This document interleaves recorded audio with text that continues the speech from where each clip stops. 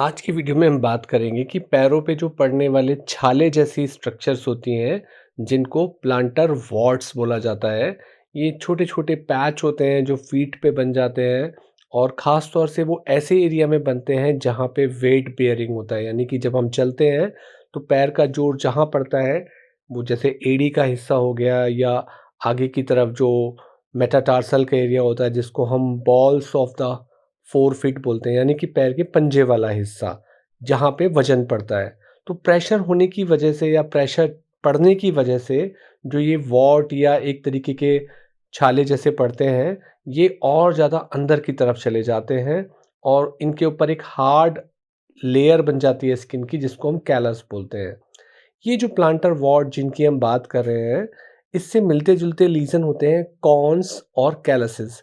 पर यहाँ हम उनकी बात नहीं कर रहे हैं, वो बिना किसी इन्फेक्शन के होने वाली चीज़ें होती हैं। कॉर्न या कैलस जहाँ बार-बार आपका पैर घिसता है और घिसने की वजह से बनने वाली स्ट्रक्चर्स जो होती हैं, स्किन मोटी हो जाती है, थिक हो जाती है, उन्हें हम कॉर्न और कैलसेस बोलते हैं।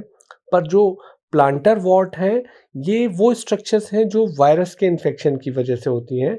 इस वायरस का नाम है ह्यूमन पैपिलोमा वायरस। ये वायरस 100 से भी ज़्यादा प्रकार का होता है। इसी वायरस की फैमिली के अंदर 100 से भी ज़्यादा प्रकार के वायरस होते हैं। उनमें से कुछ होते हैं जो प्लांटर वॉर्ट्स करते हैं, यानी कि पैर पे छाले जैसा घाव बनाते हैं। और ये वायरस बॉडी में एंटर तब करता है जब आपके पैर पे कट्स लगे हुए हों, वहाँ की स्किन छिली हुई हो और आप ऐसी वार्म मॉइस्ट जगह पे, नमी वाली जगह पे चल रहे हैं जहाँ पे कोई ऐसा व्यक्ति चला है जिसके पैर में ऑलरेडी वॉर्ट्स हैं, या जहाँ साफ-सफाई नहीं है, जहाँ वायरस ग्रो करता है।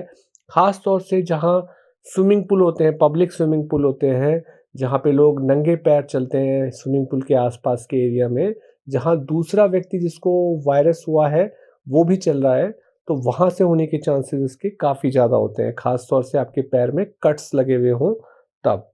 तो ये जो वायरस होते हैं, ये बहुत ज़्यादा सीरियस तो नहीं होते हैं, सिवाय उन लोगों के जिनकी इम्यूनिटी यानी बीमारी से लड़ने की जो प्रतिरोधक क्षमता है, वो कम होती है, उनके अंदर तो ये प्रॉब्लम क्रिएट करते हैं।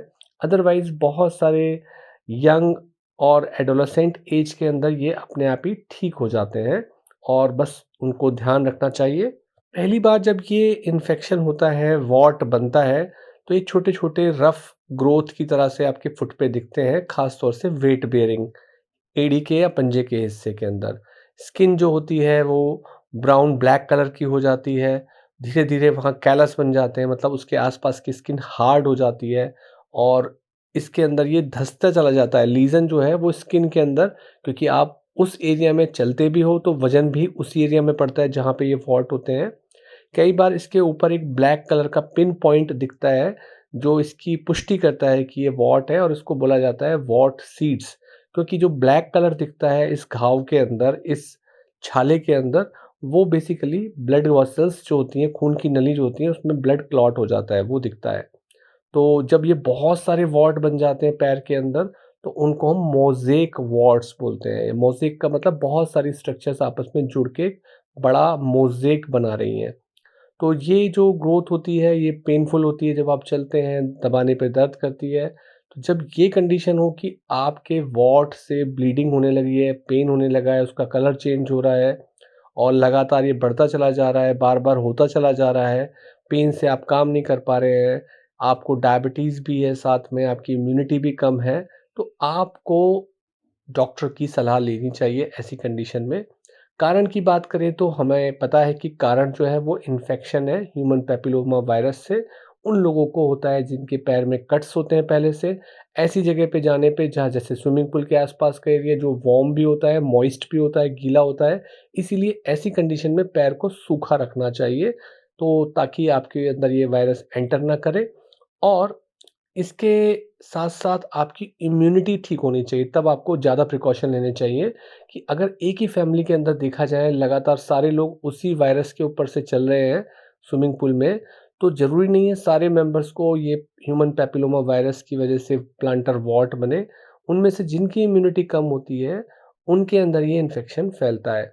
ख़ास तौर से बच्चों में, टीनेजर्स में जिनकी इम्यूनिटी कम होती है, जिनको पहले भी कभी प्लांटर वार्ट हो चुका है, या वो लोग जो बहुत ज़्यादा नंगे पैर चलते हैं ऐसे एरिया में, जैसे स्विमिंग पूल के लॉकर रूम, स्विमिंग पूल के आस-पास के एरिया में, तो उन लोगों को होने के चांसेस ज़्यादा होते हैं।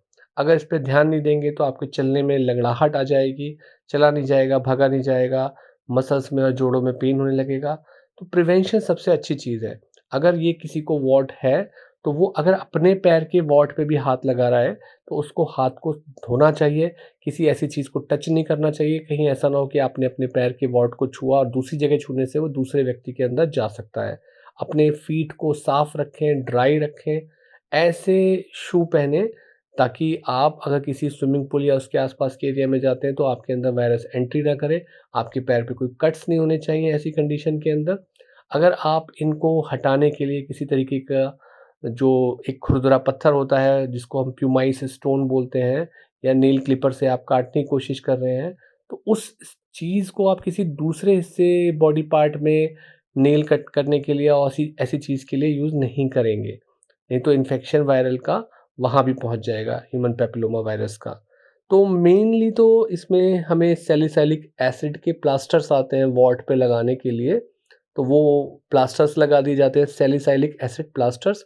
उसके साथ-साथ क्रायो सर्जरी का एक रोल बोला जाता है, और सर्जरी के लिए इस पे मना किया जाता है क्योंकि कई बार सर्जरी करने के बाद वहाँ पे एक पेनफुल स्कार बन सकता है, क्योंकि ये प्रेशर एरिया है। क्योंकि जब-जब आप चलोगे, तो आप इस पे चलोगे। तो मेन जो ट्रीटमेंट है इसका, वो सैलिसिलिक एसिड के प्लास्टर्स हैं और प्रिवेंशन है। अपनी इम्यूनिटी को स्ट्रॉन्ग रखें, नंगे पैर ना चलें।